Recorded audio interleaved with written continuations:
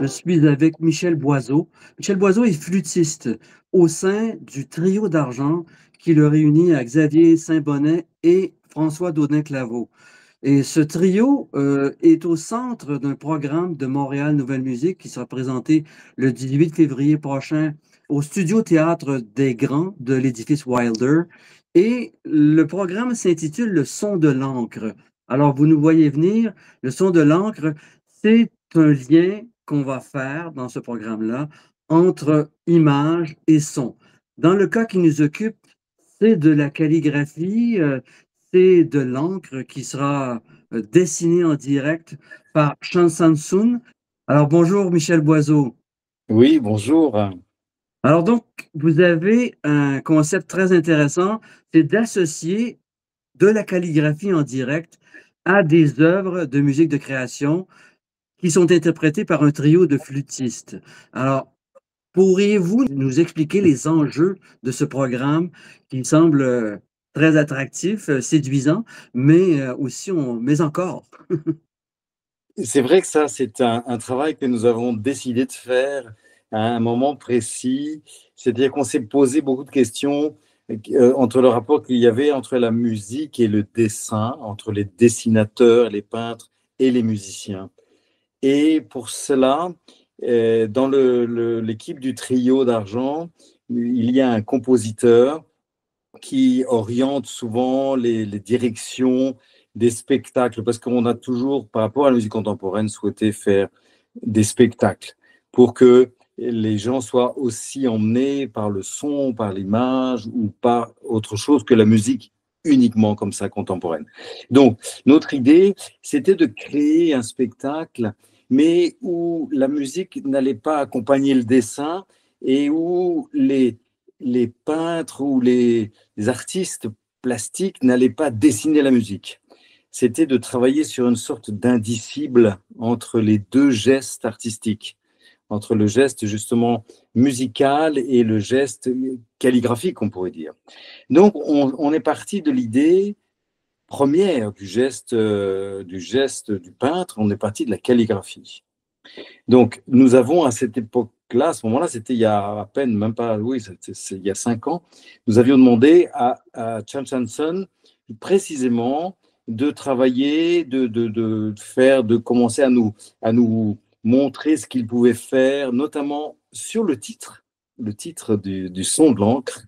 Le spectacle commence par un mouvement de calligraphie qui signifie le son de l'encre, mais qui est donc écrit par Chan Chanson. Donc à ce moment-là, Jan Sanson ne faisait pas partie intégrante du spectacle. Il, il avait été filmé et nous le projetions. On faisait à ce moment-là toute une série de projections à différents endroits, sur le sol. Enfin, on faisait des choses comme ça. On mélangeait un peu les images projetées. Et donc ça, c'était la base. Et puis après, comme malgré tout, le geste calligraphique nous a directement emmenés en Orient, on a sollicité des compositeurs pour travailler dans cette idée de relation musicale avec le geste pictural. Et il se trouve que nous avons eu des réponses fort intéressantes, notamment Claire-Marie Sinubert, qui est une compositrice française et qui, elle, avait vécu au Japon et nous a proposé une pièce qui s'appelle Vent léger. Et cette pièce, lorsque nous la jouons, en même temps que nous la jouons, il y a projeté des images d'un manga, du fameux mangaka Jiro Taniguchi, très connu Ah au oui. Japon. Et, et Claire Mélanie Sinubert s'est inspirée du fameux manga qui s'appelle L'homme qui marche. Et donc, elle a travaillé sur une matière musicale qui n'est pas directement liée au dessin. Le dessin n'est pas lié directement à la musique. Donc, ça donne quelque chose de tout à fait complémentaire, très, très intéressant. Donc, ça, c'est, on pourrait dire, le deuxième volet de cette recherche de l'indicible entre les deux gestes artistiques.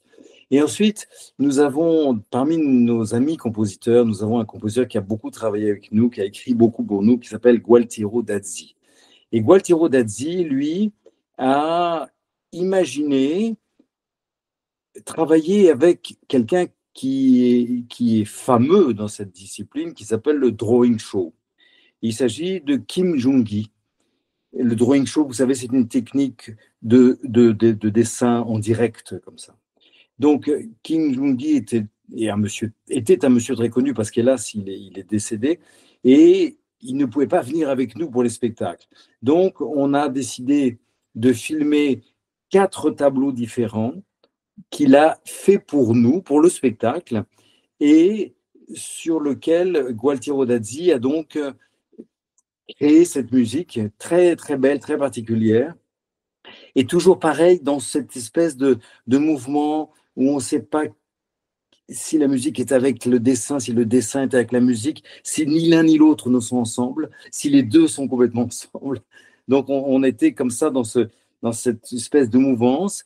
Gualtiero Dazzi avait demandé à Kim Jung-gi de partir donc d'un élément, et ensuite, dans les 3 planches qui se suivront, il y a quand même un point commun. C'est-à-dire, on prenait un élément d'une première et cet élément passait dans la seconde planche, puis dans la troisième, puis dans la quatrième. Donc voilà, ça c'était un peu la base de notre relation avec les artistes plastiques. Dans ce spectacle, nous avons aussi travaillé sur un logiciel qui nous permettait à nous lorsque nous soufflions, de dessiner quelque chose sur l'écran. Donc ça a été aussi une autre démarche. L'idée, c'était que notre souffle dessine.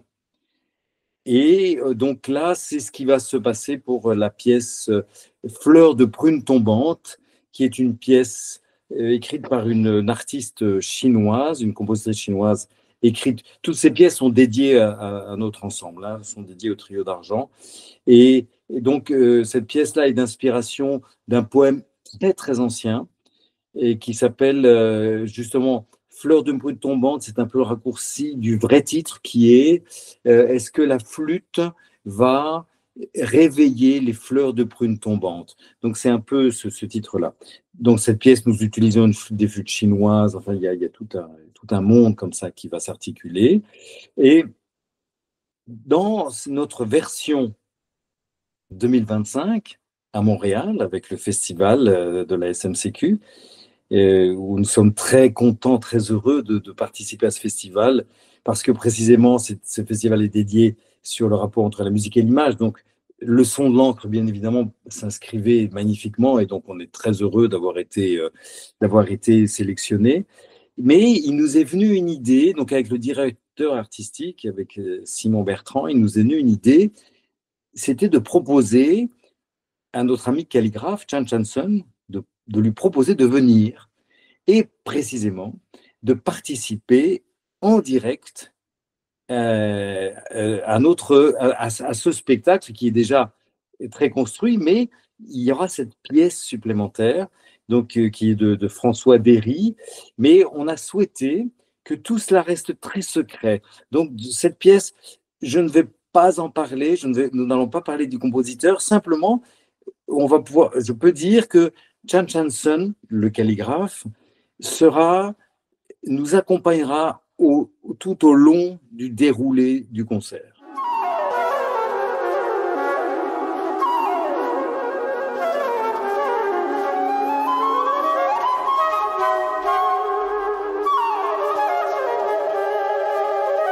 Alors donc, vous avez déjà dévoilé, enfin, il n'y a pas de titre pour l'œuvre de François Derry dans le programme officiel.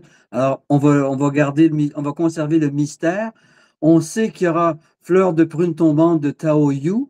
Vous avez aussi une œuvre de Claire-Mélanie Sinhuber qui s'appelle Vent léger et une autre de Gualtiero Dazzi qui est La demeure du rêve. Alors donc, et aussi le son de l'encre de votre collègue flûtiste François Daudin-Claveau. Alors, toutes ces œuvres-là, de quelle manière ça s'articule avec le calligraphe? Comment avez-vous conçu ou commandé les œuvres qui, j'imagine, sont intimement liées à la calligraphie? C'était justement, entre autres, le cahier des charges de nos amis compositeurs. Ils devaient trouver déjà leur propre rapport entre le dessin le drawing show, ou le manga, ou la calligraphie, et puis établir eux-mêmes dans leur œuvre une relation avec. Et là, ce qui finalement est apparu intéressant, c'est qu'on a on a trois formes d'art pictural, puisqu'on a la calligraphie, on a le manga, on a le drawing show, et on va avoir en plus Chan Chanson qui sera là en personne et en direct. Et c'est ça qui va faire. En réalité, le lien, il est justement dans le passage, le mouvement d'une technique ancestrale à une technique plus contemporaine comme le manga, puis ensuite le drawing show.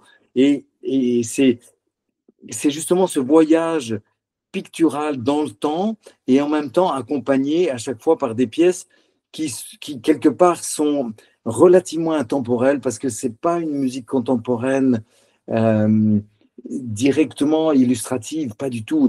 C'est très intéressant, c'est très étonnant parce que par exemple dans Vent léger, il y a des moments où on doit se mettre à parler. Il y a même des moments où on fait des choses comme si on courait, on fait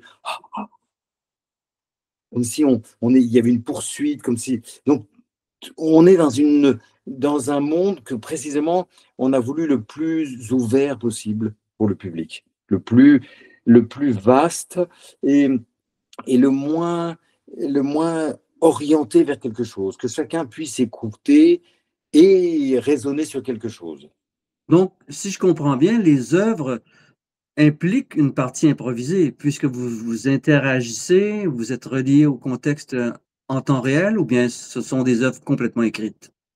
Et l'ossature est complètement écrite. Il y a des moments où on a des sections d'improvisation et par lesquelles on se situe, nous on voit l'écran et donc par rapport à l'écran, on se situe aussi nous, on se, on se développe musicalement aussi par rapport à ce qui se passe dans l'image. Il y a toujours dans chaque pièce, sauf le son de l'encre précisément, alors que c'est la pièce qui donne le titre à ce concert-spectacle, il n'y a pas d'image dans le son de l'encre. C'est juste une pièce, mais qui se veut, par le mouvement musical, évoquer des mouvements, des lignes, comme si c'était des mouvements d'un peintre ou d'un dessinateur. Très intéressant. Et ça fait un tout, la réunion de ces œuvres-là avec ce que vous appelez le cahier de charge, c'est-à-dire la commande artistique. Cahier de charge en général, c'est plus dans le monde de l'ingénierie, etc. Mais c'est intéressant de voir ça. Euh, mais avec ces consignes, vous avez réussi à créer un environnement cohérent. Ce qui est très très étonnant, c'est qu'effectivement, le spectacle démarre donc par le son de l'encre qui est écrit en japonais par le calligraphe. Là, Et puis, d'un coup, on passe d'un monde pictural à l'autre et on termine sans image, mais uniquement sur du son. Et c'est quelque chose nous avons l'habitude de travailler comme ça sur des thématiques. Nous avons fait un spectacle sur le Mexique. Nous en avons fait un autre sur le tout dernier que nous avons fait, s'appelle L'Indicible. On a demandé, et à chaque fois on demande aux compositeurs de s'inspirer soit d'une partie du monde, soit d'une notion, par exemple, le dernier spectacle qui s'appelle L'Indicible, on a demandé aux compositeurs de travailler sur l'indicible. Donc, c'était tout à fait intéressant. On a eu une pièce qui nous a absolument surprise. On a reçu une pièce dont le compositeur français s'appelait Bruno Le Thor et qui s'appelait XHM. Et XHM, c'est le code de la langue des Zoulous en Afrique du Sud. Ces peuplades qui parlent uniquement. Donc, on s'est retrouvé à dire dans ce spectacle qu'on s'est trouvé à dire, à parler comme ça, avec tout un texte. Et donc voilà, chacun a travaillé sur cette thématique.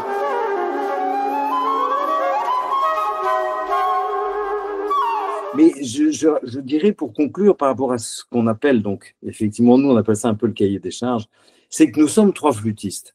Donc, nous sommes une formation qui finalement est très particulière. Et nous travaillons depuis longtemps ensemble, mais très vite, il s'est dégagé de chacune de nos personnalités. Moi-même, je venais un peu du théâtre, donc très vite, j'ai dit, on devrait jouer par cœur, puis on devrait utiliser la lumière, puis on devrait utiliser le son, et on devrait... Et chacun de nous a apporté une pierre pour que ce soit pas des concerts conventionnels. Et on a eu une identité comme ça qui s'est développée et qui fait qu'on a eu finalement une carrière assez importante et important puisqu'on a voyagé dans beaucoup, beaucoup de pays du monde et uniquement sur justement sur de la musique qui venait de ces pays ou qui était inspirée par ces pays. Notamment, une des choses qu'on a faites quand on a commencé à voyager, systématiquement, on allait voir des compositeurs et on leur demandait d'écrire pour notre formation qui était tellement particulière. Et ils ont écrit, donc on a deux disques entièrement de musique contemporaine mexicaine, on a des disques asiatiques, on a un disque sur une thématique africaine, on a un disque sur une thématique brésilienne. Et voilà, donc on a voyagé comme ça et le son de l'encre dans cette histoire était vraiment un travail très, très introspectif comme ça sur, à l'opposé, on a fait un spectacle qui s'appelait El Horizonte, où là, il y avait il y avait ce qu'on appelle une danseuse sur fil, hein, c'est-à-dire une funambule qui, elle, déclenchait des sons avec des infrarouges. On avait un jardin virtuel de Miguel Chevalier avec des fleurs qui poussaient derrière. Enfin, c'était très lumineux, finalement, c'était presque baroque. Et on s'est retrouvé un peu comme ça dans cette ambiance japonaise euh, très très intérieure parce que vous savez qu'à l'époque du baroque en France où tout était lumineux et clinquant et presque surchargé, au Japon c'était l'époque où tout était plutôt dans l'obscurité, dans le bois poli, dans les ombres. Donc voilà, donc c'est un peu notre partie intérieure. Donc, à travers vos voyages, vous créez des concepts et il y a une interrelation entre vos déplacements et vos découvertes et les programmes que vous montez, si je comprends bien. Oui, on a toujours fait ça et sur les disques, tous les disques que nous avons fait, il y a toujours eu des thématiques qui sont. Notre premier concert s'appelait D'ici et d'ailleurs. Et là, on avait des choses un peu de partout. Et ensuite, on a fait un spectacle qui s'appelait Asia, puis on a fait un spectacle qui s'appelait donc El Horizonte. Et donc, on a fait un spectacle avec des Brésiliens et avec une chanteuse indienne.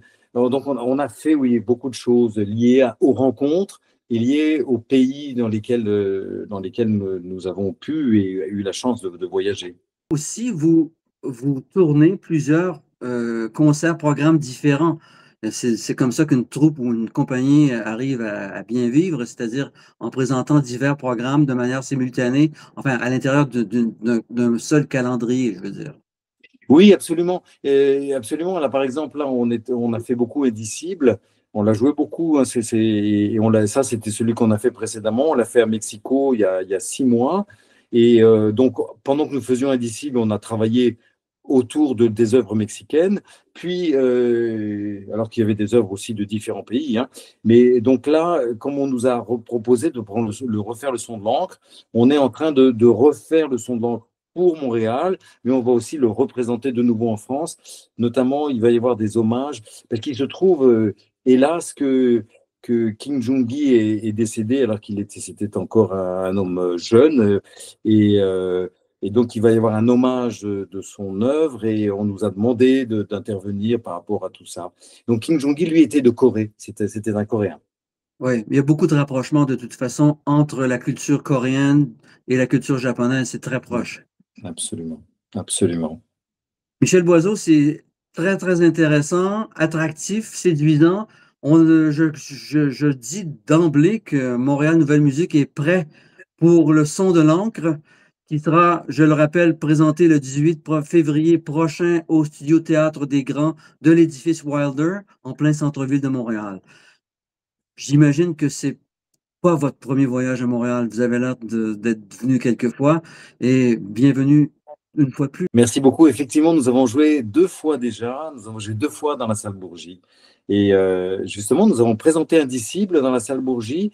Et avant, nous avions joué avec le Quartetto Latino-Americano, justement un spectacle qui s'appelait Vents et âmes. Et nous étions donc associés, nous 3 flûtistes, avec un quatuor à cordes. Et ça a été aussi une grande aventure de jouer avec, avec des âmes, avec les âmes des violons. Super. Mais, donc voilà. Excellent. Michel Boiseau, du Trio d'Argent, on vous remercie beaucoup et on sera là le 18 février prochain au centre-ville de Montréal pour le son de l'encre. Merci Alain Brunet de votre interview et nous nous réjouissons bien évidemment. On s'inquiète juste peut-être de la température à Montréal. Mais Ah, écoutez, déjà, ça va commencer à être plus doux, là. On vient d'avoir une super séquence de froid. Le vortex polaire s'est abattu sur nous il y a quelques jours, là. d'accord. Bon, en tout cas, on sera de toute manière très heureux d'être avec vous et d'être parmi vous. Parfait. Au revoir, bonne continuation. On vous revoit très bientôt. À bientôt. Au revoir. Bye.